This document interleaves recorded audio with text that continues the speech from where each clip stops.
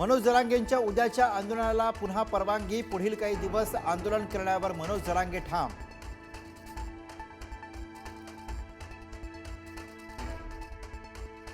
न्यायमूर्ती शिंदे समिती आणि मनोज जरांगेंच्या चर्चेत तोडगा नाहीच, जरांगेंचं आंदोलन सुरूच राहणार। मराठा कुणबी एकच असा जी.आर. काढा, तोवर आंदोलन सोडणार नाही, जरांगेंचा निर्धार। मराठा आरक्षण उपसमितीची बैठक संपन्न, शिंदे समितीने जरांगेंसोबतच्या चर्चेची विखे पाटलांना दिली माहिती। शिंदे समितीऐवजी आता सरकारच जरांगेंची चर्चा करणार।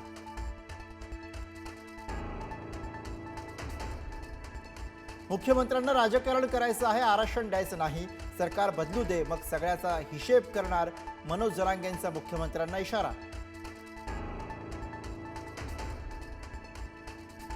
जहांगीर आर्ट गॅलरीत मराठा आंदोलकांसाठी या, मराठा आरक्षणासाठी आंदोलकांकडून जहांगीर आर्ट गॅलरीमध्ये घोषणाबाजी।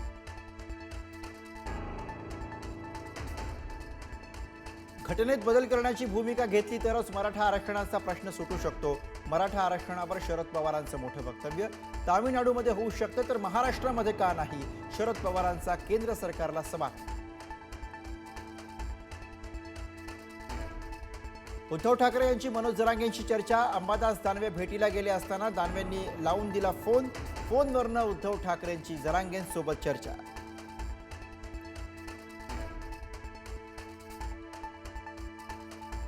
जरांगे पुन्हा आंदोलनाला का आले, एकनाथ शिंदेंना विचारा। मराठा आंदोलनावरनं राज ठाकरेंचा एकनाथ शिंदेंवर निशाणा।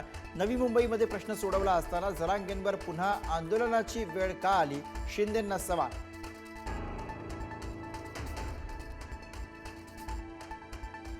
मराठा आंदोलकांचा आझाद मैदानातल्या चिखलातही ठिय्या, भर पावसात मराठा आंदोलकांचं आरक्षणासाठी आक्रमक आंदोलन।